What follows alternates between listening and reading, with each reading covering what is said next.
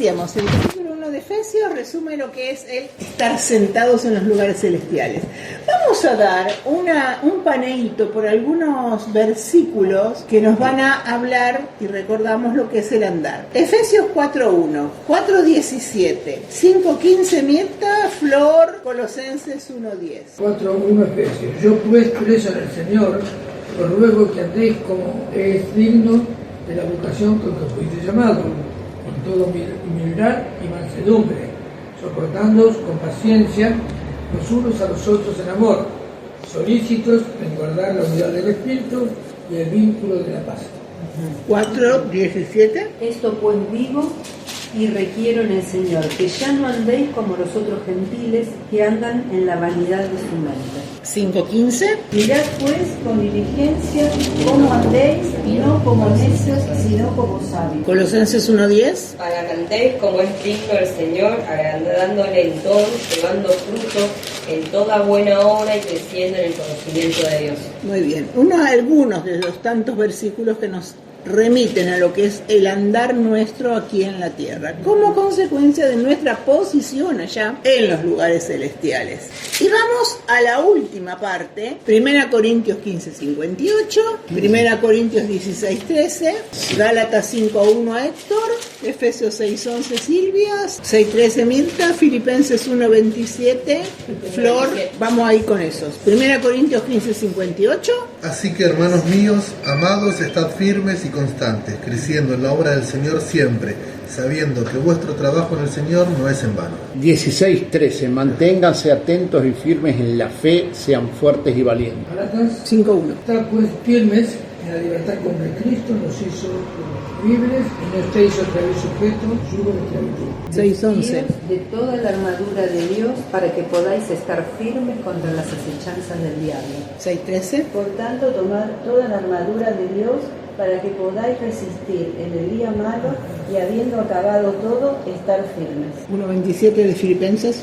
Solamente que os comportéis como es digno del Evangelio de Cristo, para que os sea que vaya a veros o que esté ausente, diga de vosotros que estáis firmes en un mismo espíritu, combatiendo unánime la fe del Evangelio. Segunda Tesalonicenses 2:15, Ari.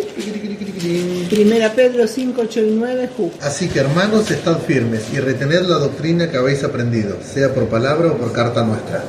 Sean prudentes y manténganse atentos, porque su enemigo es el diablo y él anda como un león rugiente buscando a quien devorar. Pero ustedes manténganse firmes y háganle frente. Sepan que en todo el mundo sus hermanos están enfrentando los mismos sufrimientos.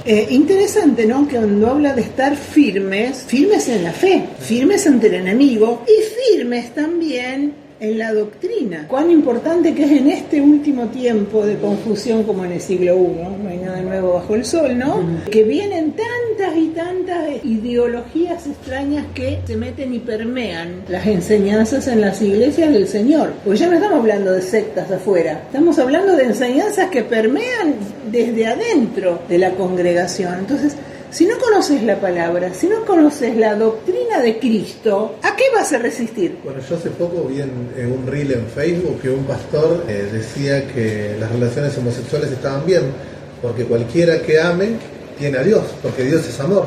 Entonces no importa a quién yo ame, lo que yo ame viene de Dios, porque cualquier tipo de amor es de Dios. Y eso está mal, porque inclusive la Biblia dice el amor al dinero es la raíz de todos los males. O sea, yo amo al dinero, es de Dios, porque Dios es amor y mi amor al dinero. Claro. Pero no, por eso, ya ahora no es que de afuera, mismo dentro de la iglesia se está predicando una doctrina diferente. Exactamente, eso es lo peligroso. Tiene que ver con el nivel de influencia con el que se llega ahora con el tema de las redes sociales. Hoy estaba viendo justo un pastor muy conocido y me sorprendió cuando lo escuché, porque dije, esto llega a todo el mundo y al ser esa persona, la gente directamente le cree. Claro. Y hoy escuché que dice, no, porque el casamiento es cosa del pasado, incluso acá entre los cristianos. A mí me sorprende, pero bueno, veo cómo son los jóvenes, dijo. Y es como, ¿qué cosa? Pero es una persona muy reconocida. Entonces el que no lee, después Claro, vos le decís, mi pueblo pereció por falta de conocimiento. Oh, lo ¿cómo? dijo Si yo fulano leí de la- tal. Exacto. Oh, yo le creo a fulano de Claro, tal. no leo la Biblia, leo total, él lee por mí, él entiende por mí. Claro. Y entonces yo pienso lo que me manda a pensar. Sí, sí. No Claro. pienso yo sola. El tema la gente que no conoce el Evangelio o Claro. que son creyentes, van a la iglesia, pero nunca interpretaron bien la Biblia. Entonces, O no la leyeron, o no la simplemente. leyeron o la leen, porque a veces está buena la enseñanza y está bueno estudiar la palabra. Hay gente que lo toma como Lo que pinza, pasa lo es lee que y no lo obviamente interpreta. esas personas deben de tener prédicas maravillosas y entre medio de esas prédicas está el otro, porque es una estrategia del diablo. Decir una verdad con una mentirita, entonces contamina todo. ¿Qué escuchamos los días que yo te dije a vos? Una profecía, excelente testimonio, bárbaro, excelente. Bueno, hermanos, agradezco a Dios a ustedes, oraron por mí, después de mucho tiempo vuelvo a estar con ustedes. Ustedes vieron como yo me iba acá, que me moría mis pulmones, no me daban más. Dios hizo un milagro. Quiero contarlo, me he muerto, fui a la presencia del Señor, el Señor me mostró cosas hermosas, como dice en la Biblia, cosas que ojo no vio, oído, bueno, todo eso lo he visto, es hermoso. Y el Señor me dijo, mira lo que es esto, ¿querés quedarte? ¿Querés volver? No quiero quedarme. No, tenés que volver todavía. Tenés que dar un mensaje a la iglesia y que este mensaje corra. Señor, no, tenés que volver. Y me volví. Y fui sano. Pero muy bien, ¿eh? Y el mensaje es este, hermano. Lo mismo con ella. El mensaje, hermano, Cristo vino, murió por nosotros, dio su sangre toda por nuestra salvación. Cristo resucitó. Y el mensaje que Dios me da es este, que nos amemos los unos a los otros. Sí, pero el mensaje que Dios me dio, y no decía el mensaje. Ahora voy a decir el mensaje. Y me dijo el Señor, dile a la congregación que cada uno de ellos, yo vengo pronto, que ponga $1.000 en la ofrenda. Que serían La palabra, Los claro. Estados Unidos en dólares y los de $1.000, México, no sé. y que ponga $1.000 y ustedes, el Señor los va a tener en cuenta y van a ser los primeros. Los primeros que Ah, van a decir. Crédula que no se toma tiempo de ir a la palabra y de meditar. Pero el tipo te hace un entre tan glorioso que vos decís, che, Dios lo lleva al cielo. Si no pongo el palo verde, la luca verde, claro, me va al infierno. Por eso, bueno, la importancia de estar firmes también en la doctrina, porque a veces nos pasamos guerreando, sí, contra Satanás, contra el enemigo, y no te das cuenta cómo el enemigo se te mete en la mente de estas formas sutiles Sí, sí, sí. Claro. y te desvía. Y si viniera con cuernitos y tridente, no. Nos escapamos Satanás. todos. Pero viene lindo, disfrazado de ángel de luz, presentándote algo que, bueno, no es tan malo, No está, tal vez es divertido, o tal vez, bueno, un poquito, no pasa nada. Claro. Y bueno, y ahí ya entró. Bien, estábamos viendo en la parte de estar firmes. Primero estar firmes en nuestra vida personal, habíamos visto. Después habíamos empezado a ver estar firmes en la obra que Dios nos ha encomendado. Y vamos a terminar entonces de redondear esta parte de la obra que Dios nos ha encomendado. Dice el autor, Dios mira a su Hijo en la gloria, no a nosotros aquí sobre la tierra. Nos ha hecho sentar con Él allá. Y es por esta razón que pueden sernos confiados aquí su nombre y autoridad. Ahora viene la pregunta, si Cristo está exaltado en los cielos, ¿cómo realiza Cristo hoy su obra? Por medio nuestro. Exactamente.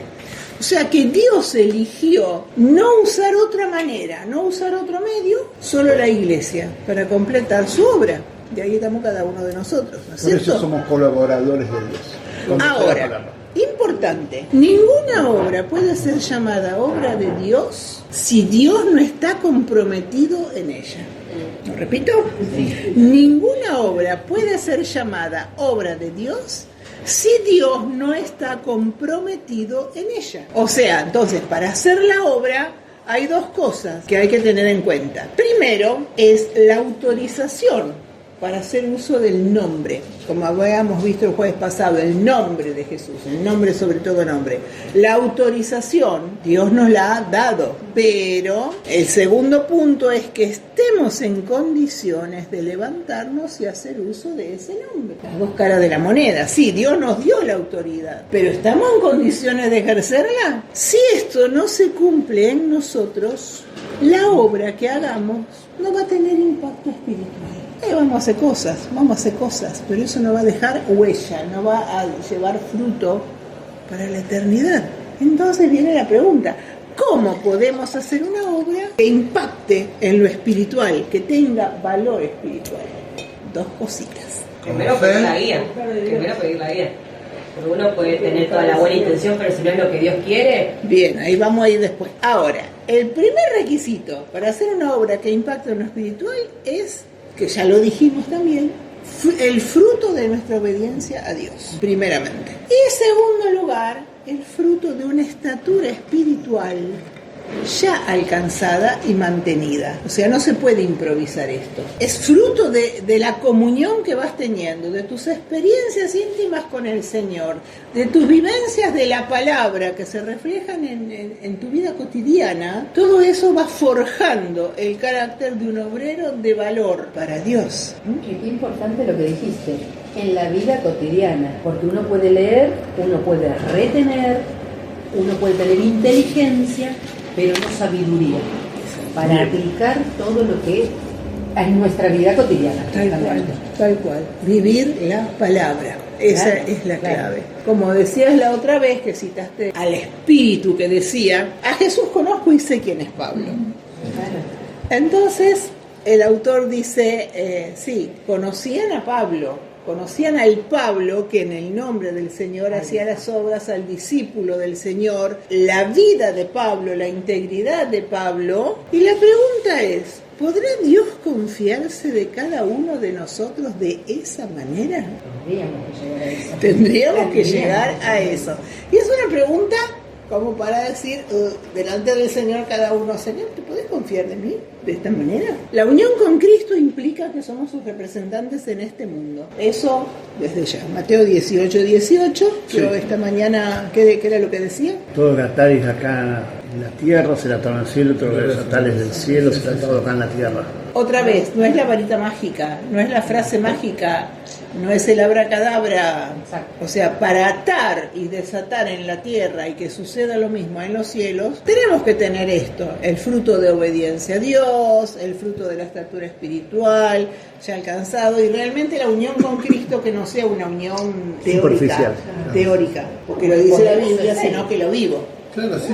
Porque el poderoso es Él. Exacto. Nosotros, por más que gritemos, zapateemos, bailemos un malambo, la verdad es que no va a pasar nada. Es que si Dios no nos toca, no sirve de nada. Exacto. La guitarra esta puede estar perfectamente afinada con las mejores cuerdas, pero la que yo no la armo no va a hacer nada, va a ser algo que está preparado para hacer algo que no está ejerciendo, ¿no? Exactamente. Así que bueno, ninguna obra puede ser llamada obra de Dios si Dios no está comprometido con ella. Entonces viene la pregunta, ¿con qué obra Dios se puede comprometer? Porque no todo lo que hacemos en una congregación local puede que no sea todo obra de Dios. Entonces, ¿con qué obra Dios se puede comprometer? Primero, necesitamos una clara revelación a nuestros corazones del eterno propósito de Dios. Eso lo tenemos que tener clarísimo. ¿Cuál es el eterno propósito de Dios? Es el primer paso para que hagamos una obra con la que Dios diga, sí, acá yo estoy en esto. Por ejemplo, pone el ejemplo de un albañil, el albañil más raso, que está ahí con la mezcla y poniendo ladrillitos. Pero ese albañil también tiene que tener la visión de lo que está construyendo. Claro. Por más que se limite nada más a poner ladrillitos y a seguir las indicaciones del maestro mayor de obra. Tiene que saber si va a ser una casa, tiene que saber si va a ser una catedral o si va a ser un club deportivo. Va a ser un edificio y él dice, no, yo voy a hacer las bases para una casita de un piso. Claro. Y se viene todo abajo. Claro, sí. O sea, la visión de la obra total, total, por más que te toque un pedacito así, ¿no? En realidad es lo que nos toca a cada uno, un pedacito de la iglesia. Claro. Porque él se hizo de la todo. iglesia, ¿cuál es la visión de la iglesia? Hay iglesias que se dedican a hacer enviar misioneros. enviar misioneros, Otro evangelismo. otros se dedican a La acción social. Lo que sea el llamado de Dios en particular, pero no se puede separar de la visión del eterno propósito de Dios en general. ¿Y cuál es ese propósito eterno? Que todos procedamos al arrepentimiento. Y la salvación. No. que prediquemos. No. Es predicar la palabra. No. El objetivo de Dios es, Efesios 1, la preeminencia de su Hijo. Ese es el objetivo final que tiene Dios. El evangelismo tiene como fin salvar a los hijos, entre los cuales Cristo va a ser el preeminente, el primero. Pero la salvación no es un fin en sí mismo. Sí. La salvación es el medio para que Dios pueda cumplir su propósito, de que Cristo sea el preeminente, el primogénito de muchos hermanos, y finalmente que Dios sea el todo en todos, como dice el apóstol Pablo. Entonces, eso lo tenemos que tener clarísimo, porque si no, estamos haciendo una obra muy limitada. No sé si se entiende bien, o si hay alguna pregunta. Eso digo, lean Efesios 1, y todo lo que Pablo da ahí. Lo que Dios quiere es esto. Y dice, los ojos de Dios se vuelven hacia el reino venidero. Lo que hoy es cristianismo, pronto será el gobierno soberano de Cristo. Y dice, como sucedió con el reino de Salomón, que fue precedido por el reinado de David, un reino que se caracterizó por guerras, en este caso también hay un periodo previo de guerra espiritual, antes de que Cristo tome el gobierno soberano. Y ahí es donde nosotros estamos inmersos, en este periodo previo a que Cristo se constituya en soberano sobre todo. Y dice que Dios está buscando entonces los que cooperarán con él en esta guerra preparatoria. O sea, que decimos en el reinado de David, estamos en esa comparación, digamos, histórica. Este es un tiempo donde el enemigo todavía está activo, donde tenemos que mantenernos firmes, porque hay una guerra que se está moviendo en los aires y que viene a la tierra, hasta que Cristo tome el control total como soberano. Entonces nosotros estamos involucrados en esto aquí. Reunir todas las cosas en Cristo en la dispensación del cumplimiento de los tiempos, así las que están en los cielos como las que están en la tierra. En Él, asimismo, tuvimos herencia, habiendo sido predestinados conforme al propósito del que hace todas las cosas según el designio de su voluntad, a fin de que seamos para alabanza de su gloria, nosotros, los que primeramente esperábamos en Cristo. En Él también vosotros, habiendo oído la palabra de verdad, el evangelio de vuestra salvación, y habiendo creído en Él, fuisteis sellados con el Espíritu Santo de la promesa, que es las arras de nuestra herencia, hasta la redención de la posesión adquirida para alabanza de su gloria. Ahí entendí, ahí está, sí. O sea que es mucho más amplio que nosotros. Obvio que nos amó, obvio que amó el mundo y dio a su hijo para rescatarnos, pero ahí no termina todo. Claro, y que nos salvamos del infierno y vamos al cielo, pero ahí no termina. Ahí no termina, Después ese es sigue el primer todo. paso, la primera etapa Después junto de algo todo, mucho Dios, más grande. claro. Es tremendo esto, es tremendo. Y el tener esto nos ayuda a ser más eficaces en la obra que Dios quiere que hagamos, porque tenemos el panorama completo. ¿A qué estamos apuntando? Como si no vas a jugar al tiro al blanco y el blanco hasta allá y yo tiro, total. No, yo me centro, el blanco es este y ahí apunto. Entonces cada uno desde el lugar que le toca en la obra de Dios sabe cuál es el objetivo final y ahí apuntamos para la gloria de Dios. Todo es sumamente importante y hacerlo con excelencia para el Señor, porque en una guerra es muy importante el que hace la estrategia, es muy importante el soldado que porta el arma, es muy importante, pero también el cocinero es muy importante. Y si no los que le da de alimenta. comer a la tropa. No puede decir, ay, yo no hago nada, yo solamente estoy en la persona. No, hacelo bien y hacé abundante y sustentoso para que los pibes puedan ir a pelear. O sea, todos somos muy importantes. Por eso Cada Dios pieza. sabe, Dios va a Dios estar sabe involucrado en cualquier obra que tenga como fin glorificarlo a Él en el final, cuando estemos sujetos a Jesús y después Él a Dios.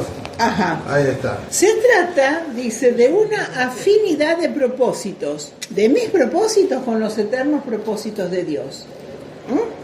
Debemos buscar revelación del Espíritu Santo a nuestro corazón para entender el designio de su voluntad. Y luego, una vez que entendimos eso, preguntarnos si nuestra obra está relacionada con ese designio de Dios. No es lo que me parece, lo que me gusta, sino esto, Señor, ¿está de acuerdo a tu propósito? A Pablo le pasó uno de los viajes, que él quería hacerlo y el Señor le dijo que lo haga. Exacto. Y gracias, ¿no? Era. Claro. Sí. Punto 2. Toda obra efectiva que logra los propósitos de Dios debe ser concebida por Dios. Y dice que el nombre de Dios no es un sello que autoriza algo que se nos ocurrió a nosotros. A mí se me ocurrió hacer esto, Señor, bendecí esto. No, Dios no se va a comprometer en eso. Solo con lo que nació en su corazón se va a comprometer. Y acá viene lo que vos dijiste recién. Hechos es el libro de los hechos del Espíritu Santo. Claro. Pero leemos un montón de prohibiciones en el libro de los hechos. ¿Por qué? Porque no importa el hacer. O sea, si Dios no se mueve, mejor que no nos atrevamos a hacer nada. Hay que estar muy seguro de que Dios está en eso. Entonces debo conocer la voluntad de Dios acerca de la obra que me corresponde y emprenderla basada en ese conocimiento. Chan, chan. Así que Dios se compromete cuando tenemos la clara revelación de su propósito eterno y cuando la obra está concebida en su mente. En tercer lugar, toda obra eficaz debe depender del poder de Dios exclusivamente, no del poder natural. ¿Qué es el poder natural? Lo que puede hacer uno mismo. Uno puede resolver, Claro. hacer o Sin Dios, imaginarse, sin Dios. porque a veces inclusive son buenos deseos, pero no es la voluntad de Dios. En el tiempo de los profetas, hasta uno profetizaba, se puso unos cuernos y dijo, así va a cornear Israel. Bueno, terminaron perdiendo. Pero, Terminaron Le o puso sea la que- mejor onda. claro, no, ese era su deseo, pero no iba a pasar, estaban pecando. Pero Mal. puede ser el deseo de Dios y uno sabe que ese es el deseo de Dios, pero yo lo hago, yo puedo. Yo sé que es el deseo de Dios, pero yo puedo, yo lo hago. Bueno, y ahí Yo te- sé. Y ahí te va como Moisés, porque Moisés sabía cuál era el deseo de Dios y fue mató a un egipcio. O sea, a la forma de uno nunca funciona. Fíjense, Hechos 7:22, ¿qué dice? Sí, y otro que busque Éxodo 4:10. Y fue enseñado a Moisés en toda sabiduría de los egipcios y era poderoso en sus palabras y obras. ¿Qué tal? Ahora, ¿qué dice Éxodo 4:10? No lo sé qué busco. Entonces dijo Moisés a Jehová, ay Señor, nunca he sido hombre de fácil palabra, ni antes ni desde que tú hablas a tu siervo, porque soy tardo en el habla y torpe de lengua. ¿Cómo? ¿Qué dice Hechos que era poderoso en sus palabras? Y obras. Ah, entonces ¿qué pasó acá? Quería Dios que lo conecte. Dios agarra un torpe y lo hace poderoso. Pero era poderoso en sus palabras, dice en Egipto. 7:22. Era el poder natural. Toda la sabiduría que los egipcios le habían transmitido a él, todas las enseñanzas, todo, en la corte dio su fruto. Y Moisés era un tipo que sabía, Preparado, se claro, movía, sí, claro, sí, estaba sí. preparado. Ahora, cuando el Señor lo llevó al desierto y esos 40 años que no se sabe nada, los tratos que habrá tenido en secreto con Dios, ahí después del trato de Dios, concluye, No sé nada. no sé nada, no sé ni hablar, ¿qué quiere No sé conmigo? ni O sea, que cuando uno tiene ese choque, ¿no? Con el Señor, que te confronta con todo lo que lees y vos te ves tan... Y vos decís, yo que me creía y mirá. Y cuando llegás a ese punto, ahí Dios dice, ahora a este lo puedo usar. El que se humilla será Cosa exaltado. que Ajá. El mismo Pablo lo dice en 1 de Corintios. Cuando En empieza- Pedro, exaltado bajo la poderosa mano de Dios y lo exaltará cuando fuere tiempo. Humillado ante Dios. O sea, morir a las fuerzas naturales, que eso es la identificación, ¿no? Con la obra de la cruz operando en nuestro yo natural, carnal, llevándolo a muerte y la vida de Cristo haciéndose cada vez más fuerte en uno mismo. Sí, él se perfecciona en la debilidad, claro. Exactamente, el punto que tenemos que tener esa noción, ¿no? Por eso. Y aún si te preparaste en algo, decís, pero si Dios no está conmigo, esto no sirve de nada.